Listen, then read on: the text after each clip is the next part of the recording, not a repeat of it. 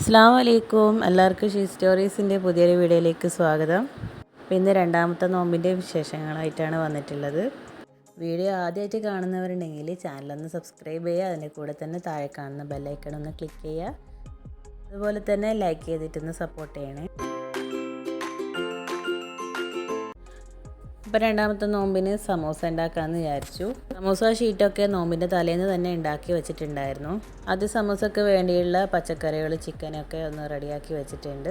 അപ്പോൾ അത് കഴിഞ്ഞിട്ട് ഒരു പാൻ എടുത്ത് അടുപ്പത്ത് വെച്ച് ചൂടായി കഴിഞ്ഞാൽ അതിലേക്ക് ഓയിൽ ഒഴിച്ചിട്ട് ചെറുതായി അരിഞ്ഞു വെച്ചിട്ടുള്ള ഒരു 3 ഉള്ളിയും 1 ടീസ്പൂണോളം ഇഞ്ചി വെളുത്തുള്ളി പേസ്റ്റും 2 ചെറിയ പച്ചമുളക് ചെറുതായി അരിഞ്ഞതും കൂടി ഇട്ടിട്ടൊന്ന് വഴറ്റിയെടുക്കുന്നുണ്ട്. ഇപ്പോൾ സമൂസ ഉണ്ടാക്കുമ്പോൾ ഒരു പ്രത്യേക ഫില്ലിങ് എന്നൊന്നുമില്ല. ഇപ്പോൾ കയ്യിൽ ചിക്കൻ ഉണ്ടെങ്കിൽ ചിക്കൻ വെച്ചിട്ടൊരു സമൂസ ഉണ്ടാക്കും.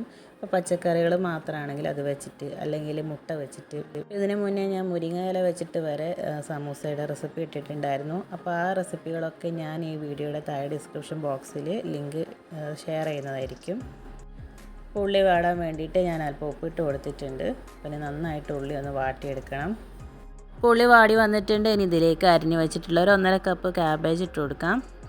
ക്യാബേജ് ഓപ്ഷണലാണ്. ക്യാബേജ് കയ്യിലില്ലെങ്കിലും കുഴപ്പമൊന്നുമില്ല. അതിന് പകരം ഉള്ളി തന്നെ ഇട്ട് കൊടുത്താൽ മതിയാവും. അപ്പോൾ ക്യാബേജ് ഒന്ന് പകുതി വഴന്ന് വരുമ്പോൾ അതിലേക്ക് ഒരു പകുതി ക്യാപ്സിക്കവും ഒരല്പം സ്പ്രിംഗ് ഓണിയനും കൂടി ഇട്ട് കൊടുക്കുന്നുണ്ട്.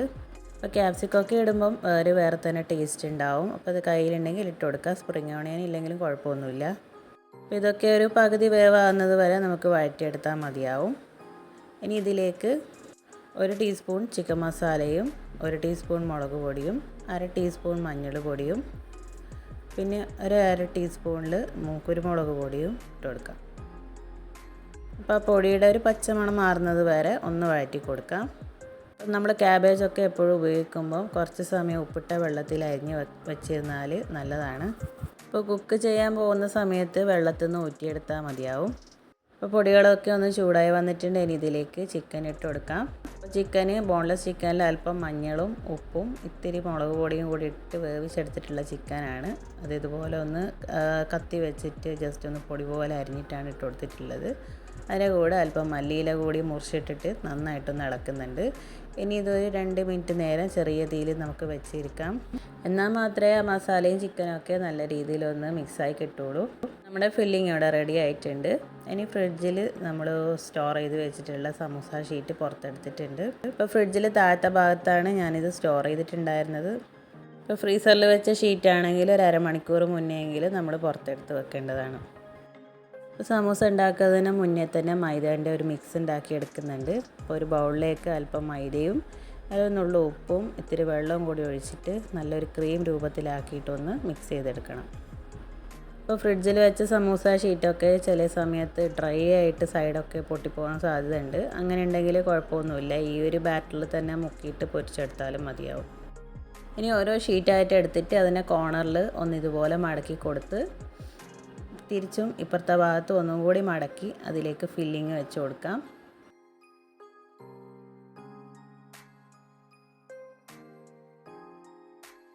പിന്നെ അതിൻ്റെ ബാക്കി വരുന്ന ഭാഗത്ത് മൈദമാവ് ഒന്ന് തേച്ച് കൊടുത്തിട്ട് ഒട്ടിച്ചു കൊടുക്കാം. ഷീറ്റ് ഇതുപോലെ നമ്മൾ ഉണ്ടാക്കി എടുത്തിട്ടുണ്ടെങ്കിൽ നമുക്ക് ഇറച്ചിപ്പത്തിലൊക്കെ ഉണ്ടാക്കുന്നതിനേക്കാളും എളുപ്പത്തിൽ സമൂസ ഉണ്ടാക്കിയെടുക്കാം. അപ്പോൾ ഇതേപോലെ തന്നെ ബാക്കിയുള്ള ഷീറ്റൊക്കെ ഒന്ന് പരത്തിയെടുക്കുന്നുണ്ട്. ഇപ്പോൾ ഞാൻ ഇതിന് മുന്നേ ഇട്ട 2 വ്ളോഗുകൾ കാണാത്ത ആൾക്കാരുണ്ടെങ്കിൽ തീർച്ചയായിട്ടും ആ വ്ളോഗ് കൂടെ ഒന്ന് കാണണം. അപ്പോൾ അതിലെ സമൂസ ഷീറ്റിൻ്റെ റെസിപ്പി ഞാൻ വിശദമായിട്ട് ഇട്ടിട്ടുണ്ട്. ഇത് നല്ല പെർഫെക്റ്റ് ആയിട്ട് എനിക്ക് കിട്ടിയിട്ടുള്ള റെസിപ്പി കൂടിയാണിത്. കാരണം നമുക്ക് കടയിൽ നിന്നൊക്കെ കിട്ടുന്നത് പോലെ അത്രയ്ക്ക് ക്രിസ്പി ആയിട്ടാണ് ഈ ഒരു സമൂസ കിട്ടുക. പിന്നെ ഞാൻ ആദ്യമേ റെക്റ്റാങ്കിൾ ഷേപ്പിൽ മുറിച്ച് വെച്ചിട്ടുള്ള ഷീറ്റൊക്കെ സമൂസയാക്കിയിട്ട് ഫില്ല് ചെയ്ത് വെച്ചിട്ടുണ്ട്. ഇനി ബാക്കിയുള്ളത് ഇതുപോലെ സർക്കിൾ ഷേപ്പിലുള്ള ഷീറ്റുകളാണ്. ഇത് വെച്ചിട്ട് നമുക്ക് ചെറിയ ചെറിയ സമൂസ ഉണ്ടാക്കിയെടുക്കാം. ഇപ്പോൾ ഇത് ഞാൻ സ്റ്റോർ ചെയ്ത് വെക്കാൻ വേണ്ടിയിട്ട് ഫില്ല് ചെയ്ത് വെക്കുന്നുണ്ട്. ഈ ഒരു ഷീറ്റിനെ 4 പീസാക്കിയിട്ട് കട്ട് ചെയ്തെടുക്കുന്നുണ്ട്. ആദ്യം പകുതിക്കൊന്ന് മുറിച്ച് അതിനെ ഒന്ന് മടക്കിയിട്ട് ആ പകുതി ഒന്ന് മുറിച്ചിട്ടെടുക്കാം. ഇതിന് മുന്നേ ഞാൻ ഇതുപോലെ തന്നെ സമൂസ ഷീറ്റ് ഫോൾഡ് ചെയ്യുന്ന രീതിയൊക്കെ ഇട്ടിട്ടുണ്ടായിരുന്നു. അപ്പം മറ്റേ രീതിയിൽ മടക്കുന്നതിനേയും കാട്ടിയും ഈസി ആയിട്ട് നമുക്ക് ഈ ഒരു രീതിയിൽ മടക്കിയെടുക്കാൻ പറ്റും. ഇതുപോലെ പകുതിക്കൊന്ന് മടക്കി അതിന് ബാക്കി പകുതി ഇപ്പുറത്തേക്ക് മടക്കി ഒന്ന് ഒട്ടിച്ച് കൊടുത്തിട്ട് അതിലേക്ക് ഫില്ല് ചെയ്ത് കൊടുക്കാം. എന്നിട്ട് മുകൾ ഭാഗത്ത് മാവൊന്ന് തേച്ച് കൊടുത്തിട്ട് താഴോട്ടേക്ക് മടക്കിയെടുത്താൽ നമ്മുടെ സമൂസ റെഡി. അപ്പോൾ കാണാൻ വളരെ ക്യൂട്ടായിരിക്കും. അപ്പോൾ നല്ല രീതിയിൽ തന്നെ ക്രിസ്പി ആയിട്ട് പൊരിച്ച് കിട്ടുകയും ചെയ്യും. അങ്ങനെ സമോസ ഷീറ്റൊക്കെ മൊത്തത്തിൽ ഫില്ല് ചെയ്തെടുത്തിട്ടുണ്ട്. ഇത് നോമ്പ് തുറക്കാനുള്ളതാണ്. അപ്പോൾ ബാക്കി ഞാൻ ഫ്രീസറിലേക്ക് സ്റ്റോർ ചെയ്ത് വെക്കാനാണ് ആക്കിയെടുത്തിട്ടുള്ളത്. ഇനി കടികളൊക്കെ ഒന്ന് പൊരിച്ചെടുക്കണം. അപ്പോൾ ഞാൻ നോമ്പിൻ്റെ തലേന്ന് ഇതുപോലെ തന്നെ ഫ്രീസറിൽ വെച്ചിട്ടുള്ള ഉന്നക്കായ എടുത്ത് പുറത്ത് വെച്ചിട്ടുണ്ടായിരുന്നു. അപ്പോൾ അതിൻ്റെ തണുപ്പൊക്കെ ഒന്ന് മാറിയതിന് ശേഷം ഉന്നക്കായാണ് ആദ്യം പൊരിച്ചെടുക്കുന്നത്. ചൂടായി കിടക്കുന്ന എണ്ണയിലേക്ക് ഓരോരോ ഉന്നക്കായ ആയിട്ട് ഇട്ട് കൊടുക്കാം. അപ്പോൾ ഒരു ട്രിപ്പിൽ തന്നെ 4 നമുക്ക് പൊരിച്ചെടുക്കാം.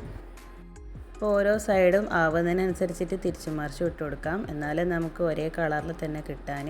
അതുപോലെ തന്നെ ഒരു മീഡിയം ഫ്ലെയിം ആക്കിയിട്ട് വേണം ഒന്ന് പൊരിച്ചെടുക്കാനായിട്ട്, അല്ലെങ്കിൽ അത് പെട്ടെന്ന് കരിഞ്ഞു പോകും. ഇപ്പോൾ ഒരു ഡാർക്ക് ബ്രൗൺ കളറൊക്കെ ആയിട്ടുണ്ടെങ്കിൽ നമുക്കിത് എണ്ണയിൽ നിന്ന് കോരി മാറ്റാം. ഉന്നക്കായ മുഴുവനായിട്ട് പൊരിച്ചെടുത്തിട്ടുണ്ട്. ഇനി ഈ എണ്ണയിൽ തന്നെ സമൂസ പൊരിച്ചെടുക്കുന്നുണ്ട്. അപ്പോൾ നമ്മൾ സമൂസ മടക്കുമ്പം വല്ല പ്രശ്നങ്ങൾ, അതായത് ഗ്യാപ്പൊക്കെ ഉണ്ടെങ്കിൽ പേടിക്കൊന്നും വേണ്ട. നമുക്ക് ആ നേരത്തെ നമ്മൾ കലക്കി വെച്ചിട്ടുള്ള ബാറ്ററിലൊന്നും മുക്കിയിട്ട് ഇതുപോലെ ഇട്ട് കൊടുത്താൽ മതിയാവും. അപ്പോൾ സമൂസയും പൊരിഞ്ഞ് നല്ലൊരു കളറായി കഴിഞ്ഞിട്ടുണ്ടെങ്കിൽ അത് എണ്ണയിൽ നിന്ന് കോരി മാറ്റാം. ഒരു മീഡിയം ഫ്ലെയിമിൽ തിരിച്ച് മറിച്ചൊക്കെ ഇട്ട് പൊരിക്കുകയാണെങ്കിൽ നമുക്ക് കൂടുതൽ ക്രിസ്പി ആയിട്ട് തന്നെ കിട്ടും.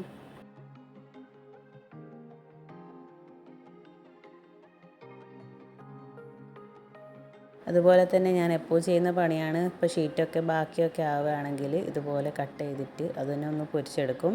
അപ്പോൾ നല്ലൊരു സ്നാക്കാണിത്. അപ്പോൾ കുട്ടികളെ കയ്യിൽ കൊടുത്തിട്ടുണ്ടെങ്കിൽ അവരത് വേഗം തന്നെ കാലിയാക്കി തരും. സംഭവം നല്ല ക്രിസ്പിയാണ്. അപ്പോൾ കുറച്ച് കൂടുതലൊക്കെ ഉണ്ടെങ്കിൽ നമ്മളൊരു ബോക്സിലൊക്കെ ഇട്ട് വെക്കുകയാണെങ്കിൽ കുറച്ച് നാളത് ക്രിസ്പി ആയിട്ട് തന്നെ അവിടെ ഇരിക്കും. അങ്ങനെ നോമ്പ് തുറക്കാനുള്ള സമയം എടുത്തു. അപ്പോൾ നമ്മുടെ ഉന്നക്കായ സമൂസയൊക്കെ റെഡി ആയിട്ടുണ്ട്.